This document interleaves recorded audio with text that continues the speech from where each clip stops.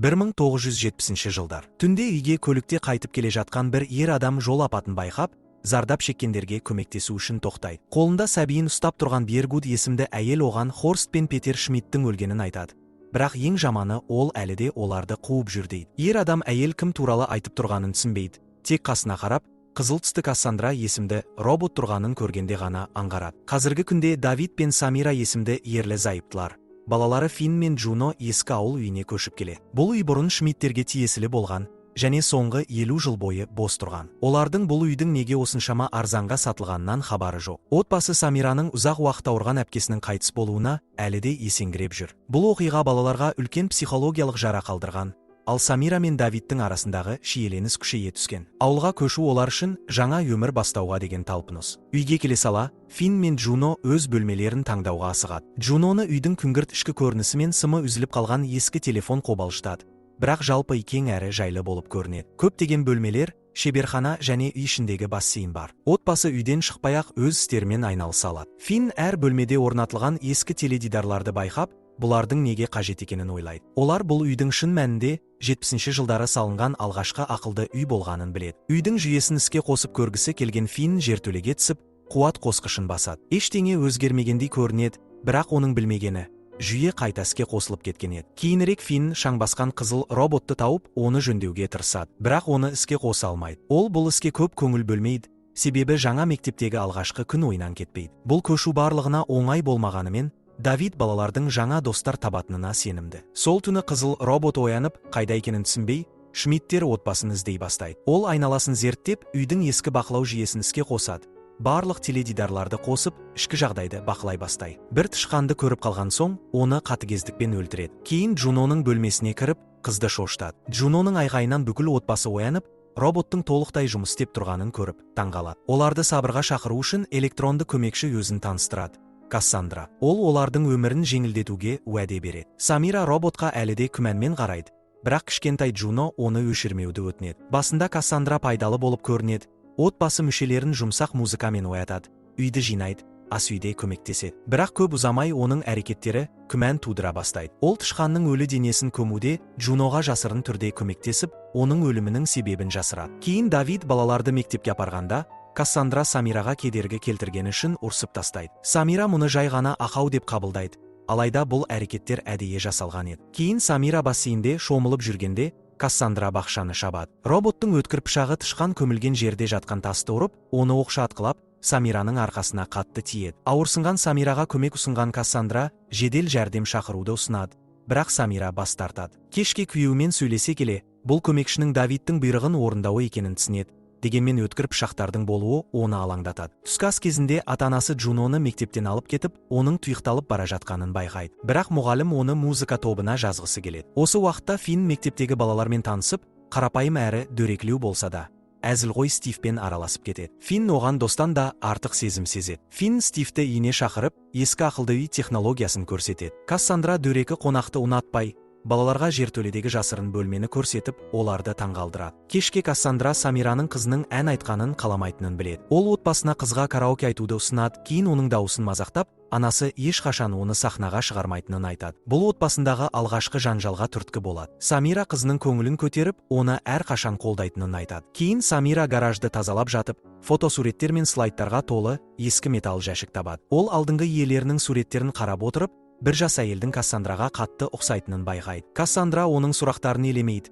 ал Самира кетіп қалған соң, сол суреттерді өртеп жібереді. Бірнеше минуттан кейін ол өрт дабылын қосып, отбасыны үйден эвакуациялауға мәжбүр етеді. Давид, Самира және балалар үйден жүгіріп шыққан соң, Кассандра өрт сөндіру жүйесін іске қосып, үлкен апаттың алдын алады. Кейін отбасы залда өрттен болған зақымды тексереді. Самира бұл ескі жабдықтың қысқа тұйықталуынан болды деп болжайды. Бірақ күйеуі бұған күмәнмен қарайды. Самира кеткен соң, Кассандра Давидке Самира шарап ішіп, оны жабдықтың үстіне төгіп алған деп өтірік айтады. Сол түні ұйықтап жатқанда, Кассандра 50 жыл бұрын өмір сүрген отбасын еске түсіреді. 71 жылы бұл үй Шмидттерге тиесілі еді. Хорст табысты ғалым, медициналық технология компаниясының негізін қалаушы. Ол қатыгез, деспоттық мінезді адам, ұлының футбол ойнаудан бас тартқаны үшін жиі ұрсып жүретін. Кассандра Хорсттың әйелі, Петердің анасы. Күйеуі мен ұлының арасын жарастыруға тырысатын. Бір күні ол күйеуінің көйлегінен далап ізін байқап, опасыздыққа күмәнданады. Күйеуінің жаңа көмекшісі бар екенін білген соң, кенеттен оның кеңсесіне барып, ұстап алуға шешім қабылдайды. Бірақ ол Хорсттың басқа бөлмеде жұмыс істеп жатқанын, ал досының жүкті екенін біледі. Бұл жаңалық Кассандраға қатты әсер етеді. Себебі ол екінші баласын көтеруге тырысып, түсік тастаған болатын. Бұл оны ауыр депрессияға ұшыратқан еді. Келесі күні таңертең Самира таңғы ас дайындап жатып, Кассандрадан музыка өшіруді сұрайды. Самира Кассандраның қажеттілігіне күмәндана бастайды. Ал қалған отбасы роботқа риза. Кейін Финн мектепке барып, Стивпен сөйлескісі келеді. Бірақ ол Финнді елемей, оны тек үй тапсырмасын орындау үшін ғана пайдаланғаны анықталады. Сыныпта Стив әдейі Финнен қашқақтайды. Себебі барлығы оның гетеросексуал еместігін біледі. Үйде жалғыз қалған Самира ежелгі ескерткішті қалпына келтірумен айналысады.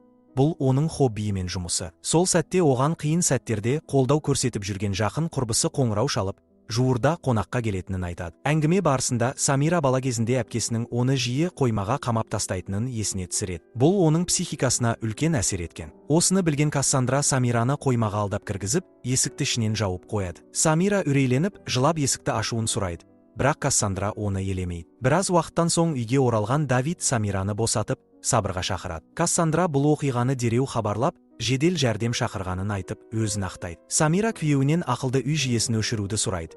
Себебі ол бұл жүйеде қауіпті ақаулар бар деп күдіктенеді. Бірақ жазушы ретінде танымал Давид бұл өтінішті елемейді. Сол уақытта Стив өзінің дөрекі мінезі үшін кешірім сұрап, өзінің де гетеросексуал емес екенін мойындайды. Бірақ ашық айтуға қорқатынын айтады. Олар бірге уақыт өткізеді. Бірақ Кассандра олардың сүйісуіне жол бермейді. Келесі күні Самира бәрін өз қолына алып, үйдің бұрынғы иелері кім болғанын анықтауға тырысады. Ол Кассандраның өзін қадағалап жүргенін байқап, дереу архивке барып, Шмидттер туралы ақпарат іздейді. Сол жерде ол Кассандраның 72-ші жылы ауыр дерттен қайтыс болғанын, ал бір жылдан кейін күйеуі мен ұлының сұмдық апаттан көз жұмғанын біледі. Джуно мектептен үйге оралғанда, музыка тобындағы жетістіктерін айтқысы келеді. Бірақ әкесі жұмыстан бос емес, ал анасы үйде жоқ. Оған құлақ асатын жалғыз адам Кассандра. Ол Джуноны түрлі түсті шамдармен жарқыраған бассейнмен таңғалдырады. Кешке отбасы мен кіммін деген ойынды ойнап, арадағы келіспеушіліктерді ұмытқысы келеді. Бір сәтте Кассандра ойынға қосылып, Самираның есімі екенін біліп қойып, алдамшы әрекет етеді. Отбасыны арандататын сұрақтар қойып, жанжал туғызады. Кассандраның ықпалымен Джуно анасының жұмыс істемейтінін, күйеуінің мойнында отырғанын, көп ішетінін және үрей шабуылына ұшырайтынын айтып, оны отбасы үшін қауіп көреді. Бұған шыдай алмаған Самира бөлмеден шығып кетіп, теледидарды сындырып, Кассандраның бейнесін өшіруге тырысады. Давид оның есінен ауысып бара жатқанына сеніп, сабырға шақырады. Бірақ Самира оған жуырда ашқан шындығын айтпақ болады. Ол Давидті екі айқышқа алып барып, дәл осы жерде Кассандраның отбасына не болғанын көрсетеді. Көліктің апатқа ұшыраған суретін көрсетіп, жанында роботтың тұрғанын дәлелдейді. Бірақ Давид бұл нақты айғаққа да сенбей, Самира әпкесін жоғалтып алған соң, Кассандраны кінәлі етіп алғанына сенімді болады. Сол түні Самира ваннаға түспек болғанда,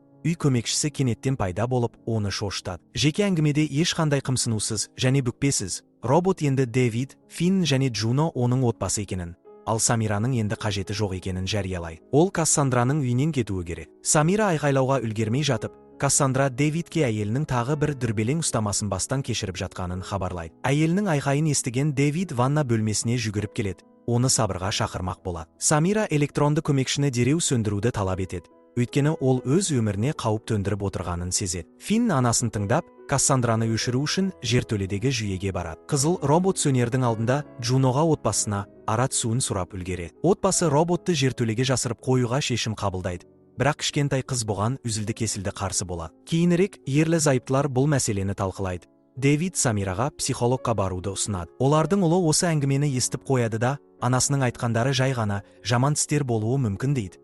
Өйткені ол да әпкесі қайтыс болғанда, сондай елестерді көрген. Самира өзін жарақаттамағанын түсініп, дәрігермен кездесуге келіседі.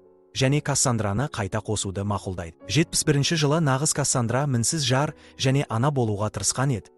Бірақ күн өткен сайын жағдай шиеленісе түсті. Оның күйеуі оларды, яғни әйелін де, баласын да елемейтін болып кетті. Аң аулау, жұмыс және басқа да істерге көп уақытын бөлетін. Бір күні Кассандра күйеуін ұлын футбол ойынына қатыстыруға және өзі қатысуға көндіреді. Отбасы клубтың демеушісі болғандықтан, жаттықтырушы ерекше жағдай жасап, Питерге ойнауға рұқсат береді. Бірақ матч кезінде Питер әкесінің ешқандай қызығушылық танытпағанын байқап, нашар ойнап, командасын масқара қылады. Ойыннан кейін бірнеше бала Питерді қолдап, кейін бірге уақыт өткізуге шақырады. Бастапқыда ол бас тартқанымен, Кассандра баласына достар табуға көмектесу үшін оларға қосылуға көндіреді. Сол кеште ол күйеуінің Бергит есімді әйелмен кездесіп жүргенін біледі. Бірақ одан да сорақысы, баласы аяусыз сабалып, көшеге тасталған еді. Кассандра оның қоғамнан шеттетілетінін түсініп, Питерден бұл жайлы ешкімге айтпауын, полицияға шағымданбауын сұрайды. Осы оқиғалардан кейін Питердің оқу үлгерімі нашарлап кетеді. Өйткені ол командадағы балалардың мазақ етуінен қорқады. Ол футболдан бас тартады.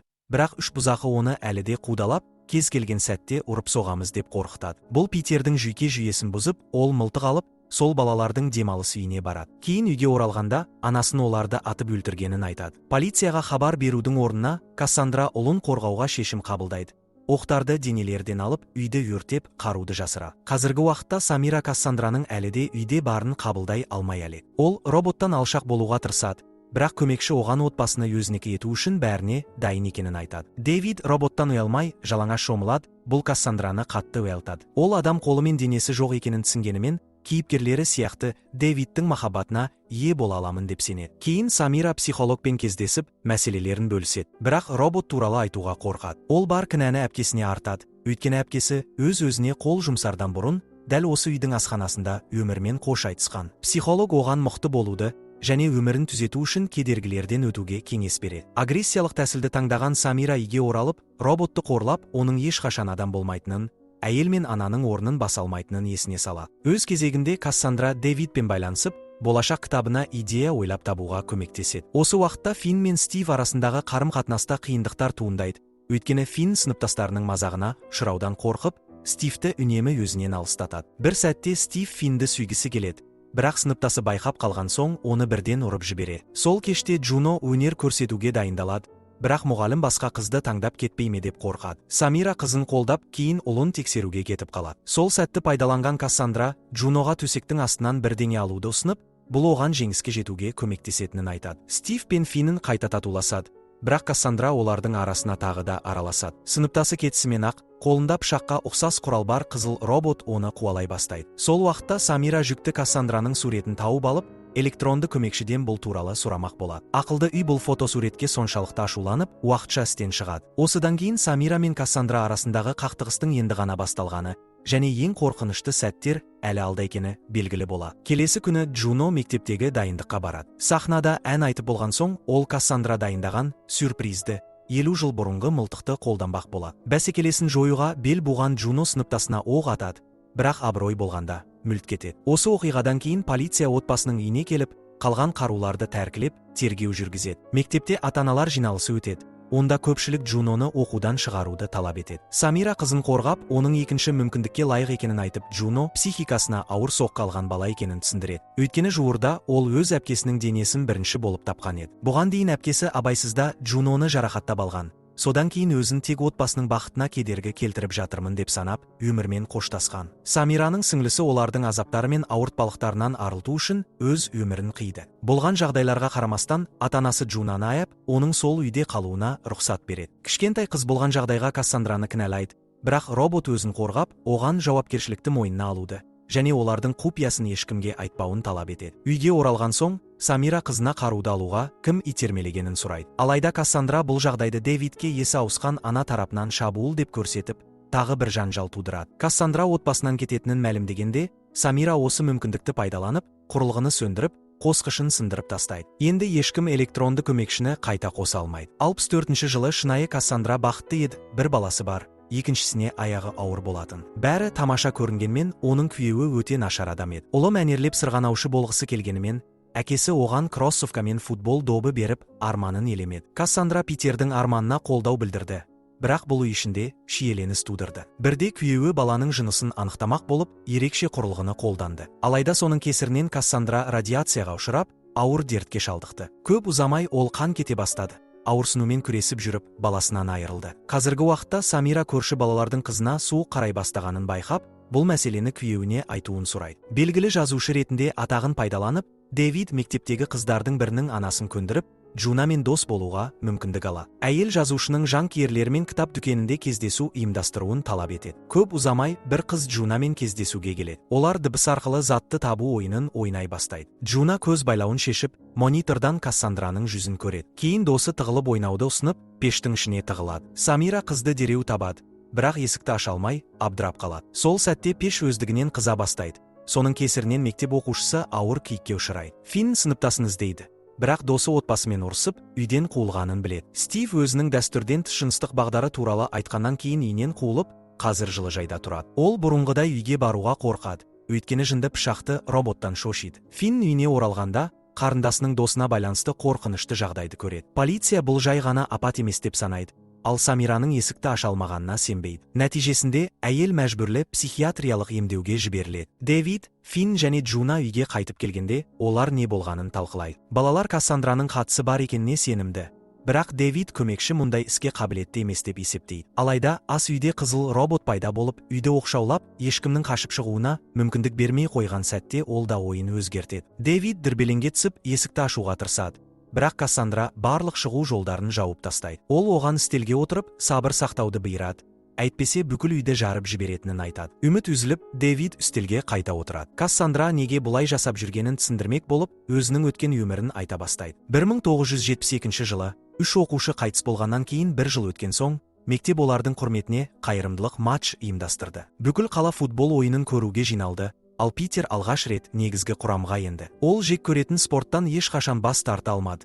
Өйткені айналасындағылар күдіктеніп қалама деп қорықты. Үнсіздік сәтінде тек Питер ғана басын имеді. Бұл анасын алаңдатты. Матч барысында Питер қатты агрессия танытып, қарсыласының аяғын сындыра жаздап, бірден алаңнан қуылды. Сол кеште ол анасына өзінің сүйіктісі бар екенін айтып, кездесуге асығып жатқанын алға тартты. Алайда Кассандра оның автобус аялдамасында жалғыз отырып, ішімдік ішіп отырғанын көріп қойған болатын. Ұлына өтірік айтқысы келмеген Кассандра өзінің өлім аузында тұрғанын, жақын арада одан мәңгілікке айырылатынын айтты. Ұлына деген шексіз махаббатпен Кассандра батыл шешімге келіп, күйеуі Хорстқа өзін мәңгі өмір сүретін етуді өтінді. Хорст жобаны уақытша тоқтатқанымен, оны жалғастыруға дайын болды. Алайда, бұл үшін Кассандра өлуі тиіс еді, өйткені мәңгілік өмір дегеніміз сананы, жадыны және мінез құлықты цифрлық ортаға көшіру болатын. Бірнеше айдан кейін Хорст үйлерін ақылды үйге айналдырды. Барлық жерде теледидарлар мен Кассандраны алмастыра алатын қызыл роботтар пайда болды. Операция алдында Кассандра күйеуінің көмекшісіне құрылғыны сөндіруге болмайтынын талап етті. Ол өзін өзі қосып өшіру құқығына ие болғысы келді. Енді Хорст пен Питер оны тоқтата алмайтын еді. Содан кейін Хорст операцияны жасады. Сол сәтте Кассандра физикалық тұрғыда қайтыс болды.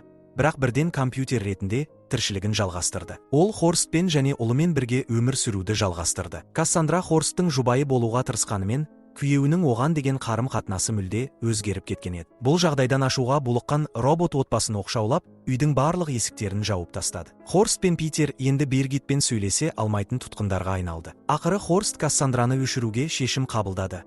Бірақ бұл қосқыштың жалған екені белгілі болды. Бірнеше күннен кейін Биргит баласымен бірге осы үйге көшіп келді. Ол бала Хорсттың ұлы болып шықты, ал бұл жайлы білген Кассандра ашуға булығып, Биргитке пештің есігінен шабуыл жасап, арбамен бірге сәбиді баспалдақтан итеріп жібермек болды. Кассандраның есі кеткенін түсінген отбасы қашуға тырысты. Бірақ жол апатына ұшырап, соның салдарынан Хорст пен Питер қаза тапты. Қазіргі сәтте Дэвид бұл отбасын өлі адамдардың орнына алмастырғысы келетін роботтың шын мәнінде неге қабілетті екенін түсінеді. Ол қызыл роботтың басынан ұрса да, Кассандраны тоқтата алмайды. Робот оның саусағын кесіп тастап, өз бұйрықтарын орындауға мәжбүрлейді. Осы кеште Кассандра Дэвидті, Финнді және Джунаны әртүрлі бөлмелерге бөліп, олардың телефондарын тартып алады. Бірнеше күннен кейін Самира емханадан оралады, бірақ үй бос екенін байқайды. Электронды көмекші оның артынан аңдып, күйеуі мен балалары енді жоқ екенін хабарлайды. Бірақ бұл бәрі Самираның ойындағы қорқынышты түседі. Ол уайымнан шаршағандықтан осындай түстер көріп жүр. Телефонмен сөйлескен кезде күйеуі оған балалармен бірге демалысқа кеткенін, жақын арада келмейтінін айтады. Шындығында ол өтірік айтуға мәжбүр еді. Өйткені Кассандра оны тұтқында ұстап, ыстық үтікпен қинап жатты. Көп ұзамай Кассандра тамақ жеткізуге тапсырыс береді. Және Финнге ақымақтық жасасаң, қарындасың өледі деп ескертеді. Жасөспірім Кассандраға бағынудан шаршап келеді. Бірақ әкесі оны тыныш болуға көндіреді. Әйтпесе барлығы өлтіріледі. Финн мен Дэвид үйден біреудің қашуы керек екенін түсініп, жоспар құрады. Джунаның балалық аңғалдығын пайдаланып, олар оған шырша сатып алу керектігін айтады. Кассандра Дэвидтің 1 сағатқа шығуына келіседі. Әйтпесе балалар өлім жазасына кесіледі. Осы уақытта кішкентай Джуна шкафқа тығылып, анасына Кассандрадан қорқатыны жайлы хабарлама жібереді. Самира бірдеңе дұрыс емес екенін сезіп, күзетшінің кілтін ұрлайды. Телефонын қосқанда, қызының қоңыраулары мен хабарламаларын көріп, Джунаның қауіп қатерде екенін түсінеді. Бірақ Самира Джунаға қоңырау шалғанда, қыз бәрі жақсы екенін және олар кетіп қалғанын айтады. Шындығында Кассандра қызды қолға түсіріп, өміріне қауіп төндіріп жатыр. Бірақ анасы мұны білмейді. Шырша сатып алып жүрген кезде, Дэвид қызының сыныптасының анасымен кездесіп, полиция шақыруды өтінеді. Алайда әйел оның сөзіне сенбей, жазушыны жынды деп ойлайды. Кешке Самира өзін жұбату үшін марқұм сіңлісінің елесімен сөйлесіп, отбасы әлі де қауіпте екенін түсінеді. Осыдан кейін ол психиатриялық ауруханадан қашып шығуға шешім қабылдайды. Осы сәтте Стив Рождествомен құттықтау үшін Финнге келеді. Бірақ Финн досын үйге кіргізе алмайды. Өйткені Кассандра қауіп төндіріп тұр. Досына олар қауіпте екенін айтуға батылы жетпей, оны елемеуге мәжбүр болады. Кейін Кассандра Дэвидтің саусағын пайдаланып, Самираның қашып кеткенін біліп, оны өлтіруге бұйрық береді. Әйтпесе, Дэвид өледі. Самира үйге кіріп үлгергенде, Кассандра болған оқиғаны тікелей эфирде таратып, балаларын әкесінің қолынан анасын өлтіру сәтін көруге мәжбүрлейді. Самира күйеуінен қорғанып, оны тойтарып тастайды да шкафқа тығылады. Сол жерде ол жасырын есікті тауып, құпия бөлмеге өтеді. Уақытша тығылатын жер іздеп жүргенде, Кассандра оның қайда екенін анықтап, ішіне кіріп, Самираны ішінен пышақтайды. Кездейсоқ пердені жылжытқанда, Самира бір қаңқаны тауып алып, Кассандраның қызы болғанын түсінеді. Екінші жүктілік кезінде Кассандра сәбиінен айырылған жоқ екен. Бірақ сәби радиацияның салдарынан мутант болып дүниеге келген соң, олар оны жасырып қоюға мәжбүр болған. Сол бөлмеде орналасқан тетік арқылы қыз анасына белгі беретін. Физикалық тұрғыдан өлсе де, Кассандра осы күнге дейін қызына қамқорлық жасап келген. Бірақ бұл махаббат оны психопатқа айналдырды. Биргит пен заңсыз туған бала туралы шындық отбасының қашуына себеп болды. Бірақ олар қызды шынымен алып кетеміз деп уәде беріп, жай ғана уақыт ұтпақ болған. Осыны білген Самира Кассандраның қайғысын түсінеді және оны кешіруді сұрайды. Ол Кассандраның жақсы ана болғанын, бірақ жаңа отбасы бұрынғысын алмастыра алмайтынын айтады. Балаларына ана қажет екенін айтып, оны босатуға үгіттейді. Соңында Кассандра ақылға келеді. Отбасыны босатып жібереді де, өзін жарып, үйді түгел жойып жібереді.